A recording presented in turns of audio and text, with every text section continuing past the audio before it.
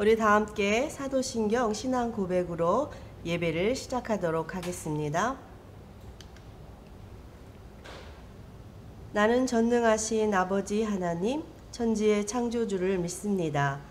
나는 그의 유일하신 아들, 우리 주 예수 그리스도를 믿습니다. 그는 성령으로 잉태되어 동정녀 마리아에게서 나시고 본디오 빌라도에게 고난을 받아 십자가에 못 박혀 죽으시고 장사된 지 사흘 만에 죽은 자 가운데서 다시 살아나셨으며 하늘에 오르시어 전능하신 아버지 하나님 우편에 앉아 계시다가 거기로부터 살아있는 자와 죽은 자를 심판하러 오십니다. 나는 성령을 믿으며 거룩한 공교회와 성도의 교제와 죄를 용서받는 것과 몸의 부활과 영생을 믿습니다. 아멘. 오늘 우리 함께할 찬양은 예수님을 최고로 찬양입니다. 하나님께 귀한 영광 돌리는 시간 될 줄 믿습니다.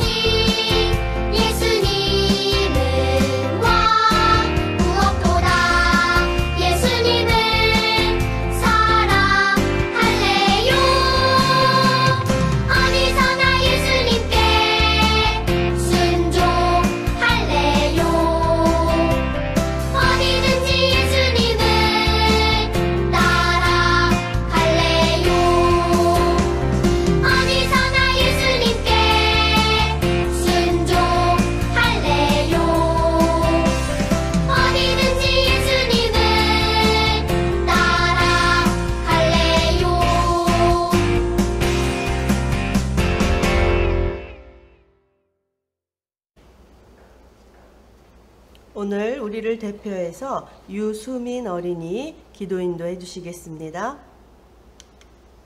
하느님의 아버지, 요즘 코로나가 심해지면서 거리두기를 실천하고 있습니다. 거리두기를 잘 지키면서 우리 모두 코로나에 걸리지 않게 도와주세요. 그리고 코로나가 2단계에 들어갔습니다.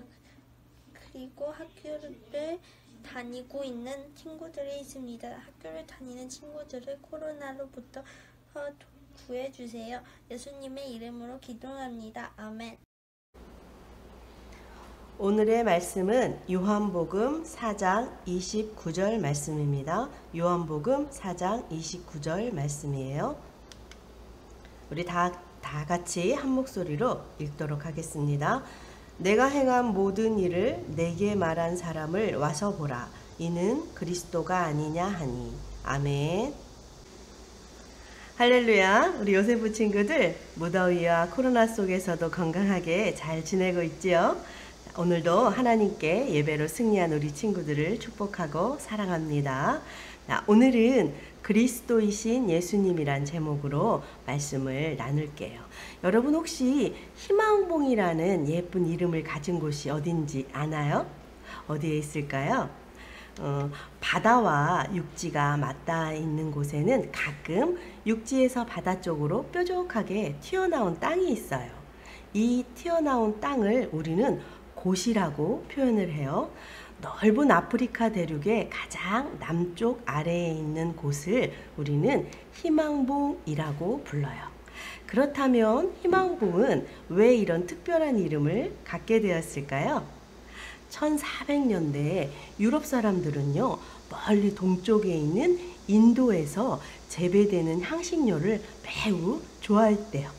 그런데 인도는 너무 멀어서 직접 갈 수가 없었기 때문에 유럽과 인도 중간에 이슬람 상인들을 통해서 비싼 값을 주고 구입을 해야 했어요. 그러자 이 일로 어떤 사람들이 고민을 하기 시작했어요. 우리가 직접 인도에 가서 구입할 수는 없을까? 하지만 육지를 통해서 인도로 가는 것은 불가능했어요. 시간과 비용이 많이 들 뿐만 아니라 육지를 거쳐서 가는 길이 너무 위험했기 때문이에요. 그래서 생각을 바꾸어 배를 타고 인도까지 갈 수 있는 방법을 찾게 되었어요. 그런데 또 큰 문제가 있었어요. 배를 타고 인도로 가려면 아프리카를 이렇게 돌아서 가야 하는데, 문제는 유럽 사람들이 그때까지 아프리카 남쪽 끝이 어느 정도인지를 몰랐다는 거예요. 1487년에 디아스라는 탐험가가 포르투갈의 왕의 명령을 따라서 아프리카 대륙 해안을 탐사하기 위해서 세 척의 배를 타고 출항을 했어요. 처음에는 순조롭게 아주 잘 갔어요. 남쪽 해안에서 큰 폭풍을 만나 무척 고생을 하게 되었어요. 그 이후에 1488년에 고국으로 돌아오는 길에 폭풍우를 만나서 고생했던 남쪽 해안을 디아스가 다시 지나가게 되었고, 그곳이 자신이 찾던 아프리카 남쪽 끝인 것을 깨닫고 그곳 이름을 폭풍의 곳이라고 지었어요. 끝나지 않을 것처럼 남쪽으로 길게 이어진 해안이지만 끝나는 지점이 있다는 것을 처음으로 발견한 디아스는 아프리카 땅에 끝나는 곳이 있다는 기쁜 소식을 왕에게 전했어요. 포르투갈 왕은 인도로 가는 탐험대원들이 그곳에서 희망을 얻기 바라며 디아스가 폭풍의 곳이라고 지은 그 이름을 희망봉이라고 바꾸었어요. 실제로 많은 사람들이 긴 항해를 할 때 희망봉을 보면서 야, 우리가 길을 잘 찾아왔구나. 실제로 또 많은 사람들이 힘을 내는 곳이 되기도 했어요. 희망봉은 이처럼 많은 탐험가들에게 큰 희망을 주었어요. 우리가 세상을 사는 것도 가본 적이 없는 길을 떠나는 긴 여정과 같아요. 때로는요, 폭풍처럼 힘든 일을 겪기도 하고, 때로는 깊은 어두운 밤을 지나기도 해요. 때로는 여정 중에 길을 잃어버릴 것 같아 두렵기도 해요. 이럴 때 우리에게도 희망봉이 있다면 얼마나 좋을까요? 그런데 여러분, 성경은 어두운 인생을 항해하는 우리에게 힘과 위로를 주는 희망봉과 같은 분이 계시다고 가르쳐줘요. 바로 예수님이시지요. 예수님이 우리에게 희망이 되시는 이유가 무엇일까요? 예수님과 관련해서 우리가 믿어야 될 진리는 무엇일까요? 이 질문의 답이 바로 하나님의 말씀에 있어요. 예수님을 만난 여인의 이야기를 통해서 하나님은 우리에게 이렇게 말씀하세요. 우리 함께 읽어볼까요? 예수님이 그리스도이심을 믿으라. 예수님은 제자들과 함께 유대 지역을 떠나 갈릴리로 향하셨어요. 이날 예수님은요, 사람들이 다니지 않는 사마리아를 거쳐가는 길을 택하셨어요. 그 당시에 유대 사람들은 사마리아 사람과 상대하지 않고 사마리아 땅을 지나는 것조차도 허락하지 않았어요. 그리고 그 길은요, 부정한 길이라 생각했어요. 그런데 예수님은요, 사마리아를 거쳐가는 길을 택하신 거예요. 예수님과 제자들은요, 사마리아의 수가라는 마을에 도착했어요. 제자들은 먹을 음식을 사러 갔고 예수님은 우물 곁에 앉아 잠시 쉬고 계셨어요. 그때 한 사마리아 여인이 물을 길러 우물가에 왔어요. 예수님은 여인에게 물을 좀 달라고 말씀하셨어요. 그러자 여인이 예수님께 대답했어요.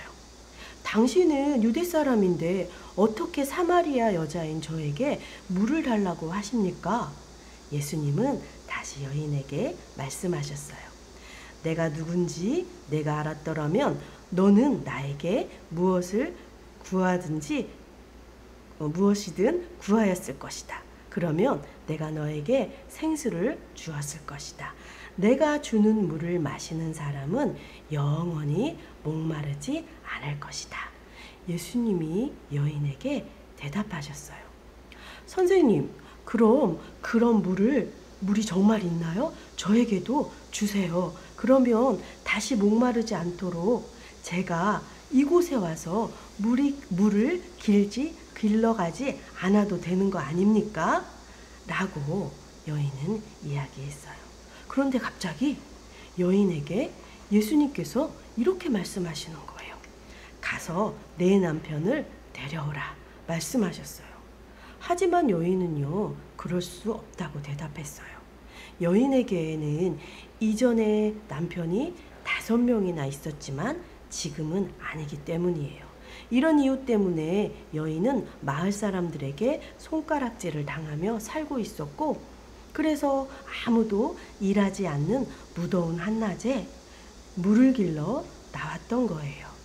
예수님은 여인의 상황과 마음을 모두 알고 계셨어요. 그리고 여인에게 말씀하셨어요. 너에게 남편 5명이 있었고 지금 있는 자도 내 남편이 아니니 내 말이 맞다. 여인이 깜짝 놀랐어요. 처음 만난 예수님이 자신에 대해 모든 것을 알고 계셨기 때문이에요. 자신이 부끄러운 과거, 잘못, 지금의 상황까지 모두 알고 계셨어요. 여인은 예수님이야말로 분명 하나님이 보내신 선지자라고 생각했어요. 그리고 비록 유대 사람들과 다른 곳에서 예배드리지만 자신도 그리스도를 기다리고 있다고 말했어요. 그러자 예수님이 말씀하셨어요. 내가 그리스도다. 여인은 예수님의 말씀을 믿었어요. 그리고 물 항아리를 버려두고 마을로 돌아가 사람들에게 말했어요. 여러분, 제가 그리스도를 만났어요. 저의 과거를 다 아시는 분이 저기 계세요. 어서 와서 그분을 한번 만나보세요. 그분은 그리스도세요. 사람들을 피해 아무도 일하지 않는 시간에 우물을 찾던 여인이 이제 많은 사람들에게 예수님을 전하는 놀라운 일이 일어났어요. 그리고 많은 사마리아 사람들이 예수님을 믿게 되었어요. 또 예수님은 우리를 구원하기 위해 하나님이 이 땅에 보내신 그리스도이심을 알게 되었어요.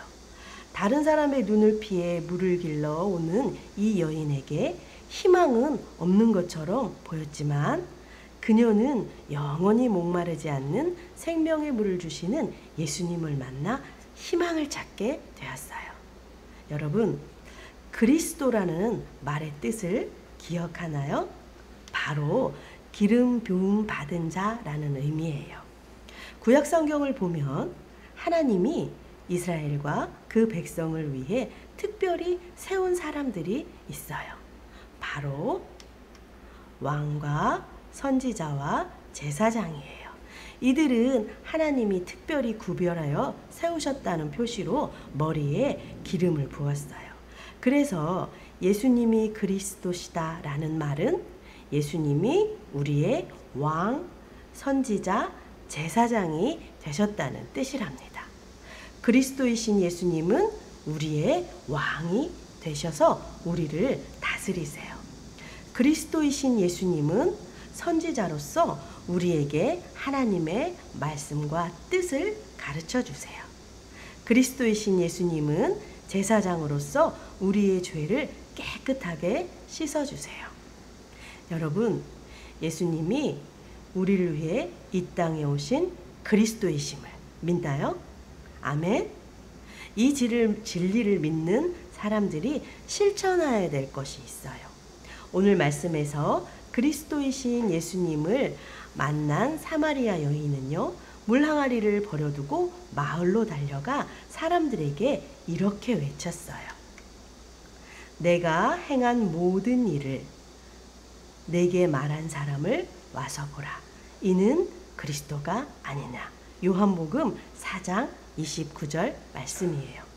우리도 사마리아 여인처럼 용기를 내어서 사람들에게 예수님을 전할 수 있어요.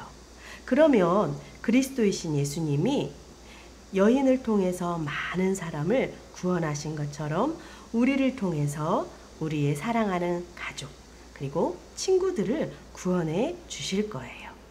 이 진리를 마음에 늘 새기며 우리 함께 외쳐보면 좋겠어요. 우리 함께 외쳐볼까요? 예수님이 그리스도이심을 믿어요. 한 주간도 하나님의 말씀을 읽고 예수가 우리의 그리스도임을 고백하며 승리하시기를 기도할게요. 우리 한 마음으로 함께 기도하겠습니다.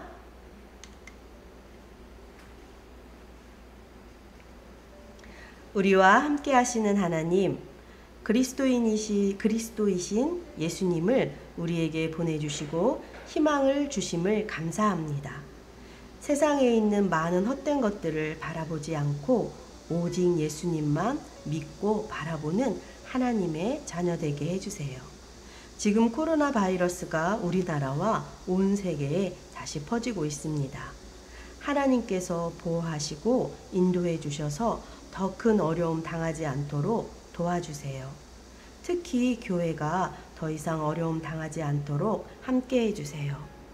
우리의 믿음을 돌아보게 하시고 구원자이신 예수님을 믿고 삶으로 전하는 그리스도인이 되게 도와주세요. 모든 말씀 우리를 죄에서 구원해 주시는 예수님 이름으로 기도합니다. 아멘. 우리 다 함께 주기도문 하시겠습니다. 하늘에 계신 우리 아버지, 아버지의 이름을 거룩하게 하시며 아버지의 나라가 오게 하시며 아버지의 뜻이 하늘에서와 같이 땅에서도 이루어지게 하소서. 오늘 우리에게 일용할 양식을 주시고 우리가 우리에게 잘못한 사람을 용서하여 준 것 같이 우리 죄를 용서하여 주시고 우리를 시험에 빠지지 않게 하시고 악에서 구하소서. 나라와 권능과 영광이 영원히 아버지의 것입니다. 아멘. 자, 8월 다섯째 주 예배로 하나님께 영광 돌린 우리 사랑하는 요세프 친구들을 사랑하고 축복합니다. 자, 코로나19 확산으로 우리가 대명 예배는 중단되고 이렇게 온라인 예배를 진행하고 있어요. 우리 요세프 친구들 모두 주일 예배 승리하고 기도와 말씀 읽기로 믿음을 굳게 세워가기를 소망합니다.